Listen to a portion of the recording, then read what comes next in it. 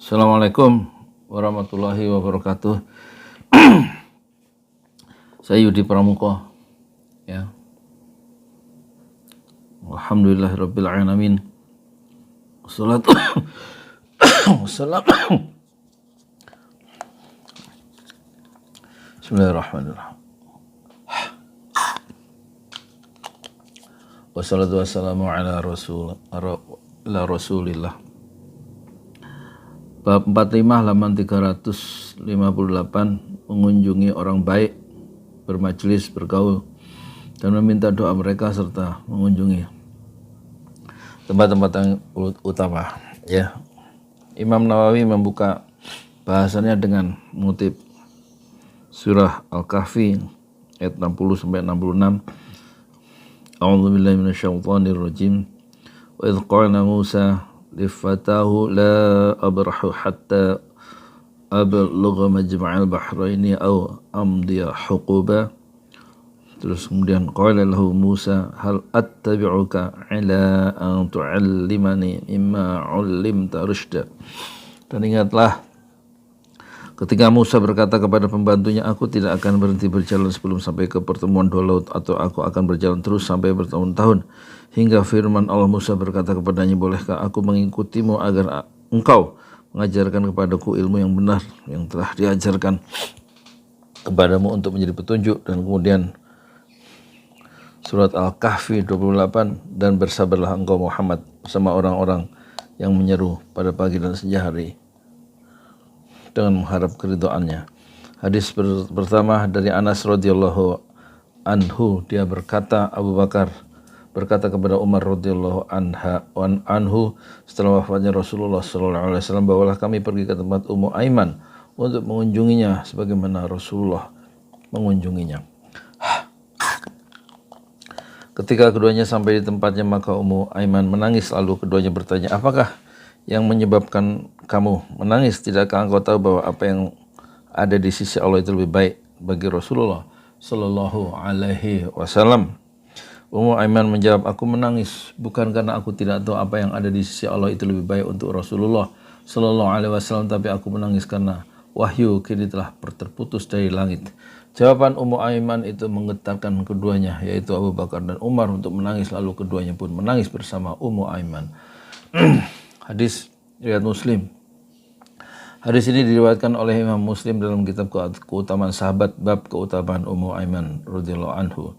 Sekarang kita baca Arabnya ya. Qala Abu Bakrin li Umar radhiyallahu anhuma ba'da wafati Rasulillah sallallahu alaihi wasallam, intaliq bina ila ummi Aiman radhiyallahu anha nazuruha kama kana Rasulullah sallallahu alaihi wasallam yazuruha. Falamman tahayna ilaiha bakat faqala laha ma yubkili ama ta'lamina anna ma 'indallahi khairun li Rasulillah sallallahu alaihi wasallam. Faqalat inni la abki anni la a'lamu anna ma 'indallahi ta'ala khairun li Rasulillah sallallahu alaihi wasallam, walakin abki annal wahya qadin qata'a, ya, qadin qata'a minas sama' wa fahayyajat huma alal bukai faja'ala yabkiyani ma'ha, rawahu Muslimun. Artinya, Abu Bakar berkata kepada Umar radhiyallahu anhu setelah wafatnya Rasulullah sallallahu alaihi wasallam, bawalah kami pergi ke tempat Ummu Aiman untuk mengunjunginya sebagaimana Rasulullah sallallahu alaihi wasallam mengunjunginya. Ketika keduanya sampai di tempat Ummu Aiman, maka Ummu Aiman menangis, lalu keduanya bertanya, apakah yang menyebabkan engkau menangis? Tidakkah engkau tahu bahwa apa yang ada di sisi Allah itu lebih baik bagi Rasulullah sallallahu alaihi wasallam? Ummu Aiman menjawab, aku menangis bukan karena aku tidak tahu apa yang ada di sisi Allah itu lebih baik untuk Rasulullah sallallahu alaihi wasallam, tapi aku menangis karena wahyu kini telah terputus dari langit. Jawaban Ummu Aiman itu menggetarkan keduanya untuk menangis, lalu keduanya pun menangis bersama Ummu Aiman. Hadis riwayat Muslim. Hadis ini diriwayatkan oleh Imam Muslim dalam kitab keutamaan sahabat, bab keutamaan Ummu Aiman. Penjelasan kata Ummu Aimana, Ummu Aiman, ia adalah pembantu Rasulullah sallallahu alaihi wasallam. Dia pula yaitu Ummu Aiman menjadi pelayan Abdullah bin Abdul Muthalib, ayah Rasulullah sallallahu alaihi wasallam, berasal dari Habasyah. Habasyah itu sekarang Ethiopia atau Afrika. Ketika Aminah melahirkan Rasulullah sallallahu alaihi wasallam, sepeninggal ayahnya Ummu Aiman mengasuh Rasulullah sallallahu alaihi wasallam hingga besar. Pelayan Abdullah bin Abdul Muthalib, Ummu Aiman itu adalah Abdullah, pelayannya dari ayah Rasulullah ya. Kemudian Rasulullah sallallahu alaihi wasallam memerdekakan Ummu Aiman, lalu menikahkan Ummu Aiman dengan Zaid bin Harisah. Ia adalah ibu Usamah bin Zaid. Masya Allah. Usamah ya, pemimpin mujahidin ya. Di belakangnya adalah Umar, Abu Bakar, Usamah. Umur 16 tahun waktu itu ya. Bertempur melawan pasukan Romawi. Ummu Aiman meninggal 5 bulan setelah Rasulullah sallallahu alaihi wasallam wafat. Fahayyajat membuat keduanya menangis. Mutiara hadis 1, Imam Nawawi berkata boleh menangis karena sedih akibat berpisah dengan orang-orang yang soleh dan sahabat dekat walaupun sebetulnya mereka telah berpindah menuju tempat yang lebih mulia. 2, mengunjungi orang yang soleh dan mengunjungi orang-orang yang dikunjungi oleh orang-orang yang soleh. 3, orang yang soleh boleh mengunjungi orang yang derajatnya lebih rendah daripadanya. 4, keutamaan Ummu Aiman radhiyallahu anha. 5, kecintaan yang besar para sahabat terhadap Rasulullah sallallahu alaihi wasallam dan kesedihan mereka ketika berpisah dengan Rasulullah sallallahu alaihi wasallam setelah beliau wafat. Kesedihan mereka karena putusnya wahyu setelah itu. Hadis yang kedua ya. Kita bacakan ininya dulu, terjemahannya dari Abu Hurairah radhiyallahu anhu. Dari Nabi besar Muhammad sallallahu alaihi wasallam bahwa ada seorang laki-laki mengunjungi saudaranya di desa lain. Kemudian Allah memerintahkan seorang malaikat untuk melindunginya di sepanjang jalan yang dilalui. Setelah orang itu melalui jalan itu, berkatalah malaikat itu kepadanya, "Kemana kamu pergi?" Orang itu menjawab, "Aku hendak ke tempat seorang saudaraku di desa ini." Malaikat bertanya lagi, "Apakah karena kau merasa berhutang budi kepadanya?" Ia menjawab, "Tidak, hanya saja aku mencintainya karena Allah." Malaikat itu berkata, "Sungguhnya aku ini adalah utusan Allah untuk menemuimu dan sesungguhnya Allah mencintaimu sebagaimana engkau mencintai saudaramu itu karena Allah." Hadis riwayat Muslim.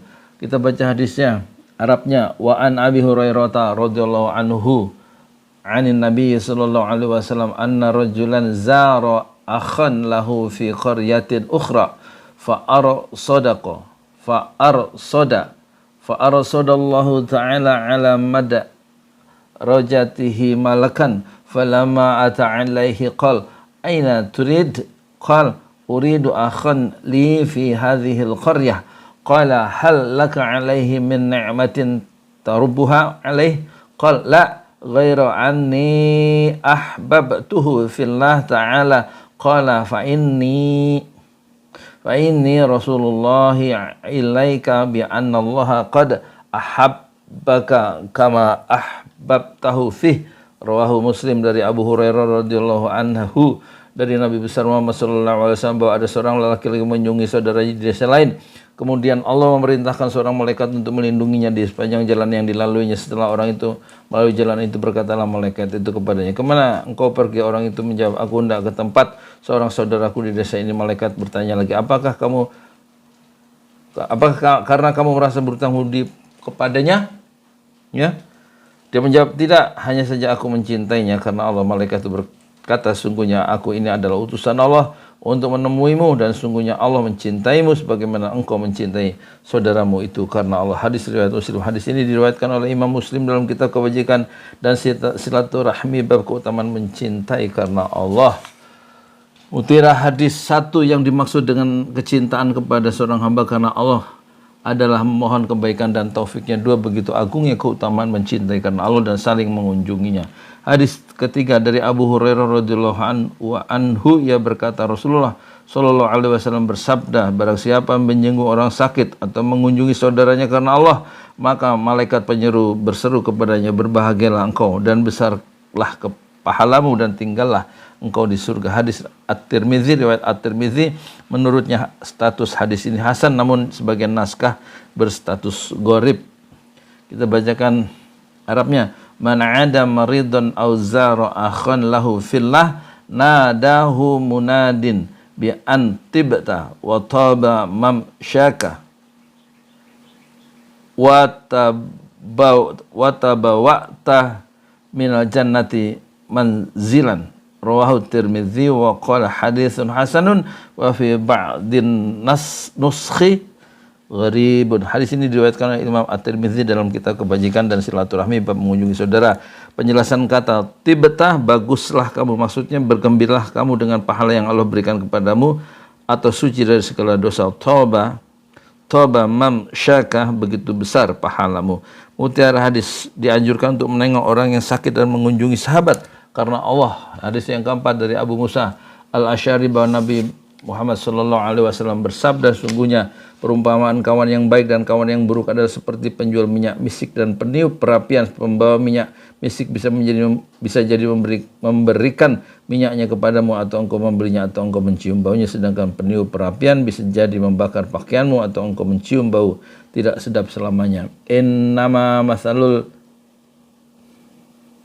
jalisis salih wa jalisis sawi kahamilil misk wa nafikhil kiri fahamilul misk imma an yuhdhiyaka wa imma an tabta'a minhu wa imma an tajida minhu rihan tayyibatan wa nafikhul kabir imma an yahriqa thiyabaka wa imma an tajida minhu rihan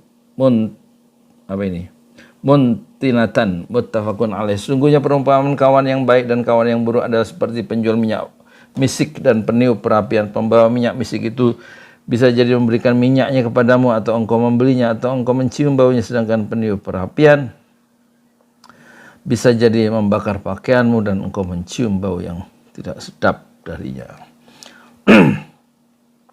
Hadis ini diriwayatkan oleh Imam Bukhari dalam kitab hewan sembelihan bab misik dan kitab jual beli bab wangian dan misik, dan Imam Muslim dalam kitab kebajikan dan silaturahmi bab anjuran bermajlis dengan orang-orang soleh dan menjauhi tempat teman-teman jahat. Penjelasan kata asu, kejahatan, maksudnya perbuatan yang tidak disukai. Al-misk, minyak kasturi. Al-kiru, umbuban, apa itu? Maksudnya alat tiup bara api yang terbuat dari kulit binatang. Tabta'u, kamu membelinya. Mutiara hadis, dalam hadis tadi, satu, larangan bergaul dengan orang-orang yang biasa melakukan perusakan terhadap agama dan dunia. Dua, anjuran untuk bergaul dengan orang yang memberikan manfaat terhadap agama dan dunianya dan selektif dalam memilih teman. Tiga, boleh menjual minyak kasturi dan hukumnya suci, ya kan? Empat, Nabi Sallallahu Alaihi Wasallam menyerupakan orang yang soleh seperti penjual minyak kasturi untuk menunjukkan bahwa akhlak yang mulia itu menular dan melular kepada teman-teman yang disebabkan pergaulan dengannya. Begitu pula sungguhnya Rasulullah Sallallahu Alaihi Wasallam menyerupakan bergaul dengan orang jahat dengan orang yang meniup bara api, karena hal itu akan menular kepada yang lainnya. 5, peringatan bagi orang yang bergaul dengan teman yang buruk serta anjuran untuk bergaul dengan teman yang baik. Hadis kelima dari Abu Hurairah radhiyallahu anhu dari Nabi sallallahu alaihi wasallam bersabda, seorang wanita itu dinikahi karena 4 hal, karena hartanya, karena keturunannya, karena kecantikannya, dan karena agamanya. Maka dari itu dapatkanlah wanita yang teguh agamanya, niscaya engkau beruntung. Tunkahul mar'atu li arba'in limaliha wa li hasabiha wa li jamaliha wa li diniha fanfarat bidzatid din taribat yadak. Muttafaqun alaih. Seorang wanita itu dinikahi karena 4 hal, karena hartanya, karena keturunannya, karena kecantikannya, dan karena agamanya. Maka dari itu dapatkanlah wanita yang teguh agamanya, niscaya engkau beruntung. Mana hadis ini adalah bahwa manusia itu biasanya menginginkan wanita karena 4 perkara di atas, tapi berusaha untuk menikahi wanita yang kuat agamanya. Hadis ini diriwayatkan oleh Imam Bukhari dalam kitab nikah bab sepadan. Mutiara hadis 1. Arahan yang diberikan oleh Islam dalam memilih istri yang solehah dan menjadikannya sebaik-baik perhiasan yang harus dijaga. 2. Jika motivasi menikah itu karena agama, maka pernikahan itu akan tetap terjaga dan kekal. karena agama itu merupakan petunjuk bagi akal dan hati. Namun tidak ada salahnya jika sifat-sifat yang lain diikut sertakan beserta agamanya. 3 di antara ciri-ciri wanita yang agamanya baik adalah timbulnya keterangan dalam jiwa suami ketika hidup bersamanya, melaksanakan pendidikan untuk anak-anaknya, menjaga harta suami dan reputasi keluarga. Inilah yang akan membahagiakan setiap keluarga. Hadis yang ke-6.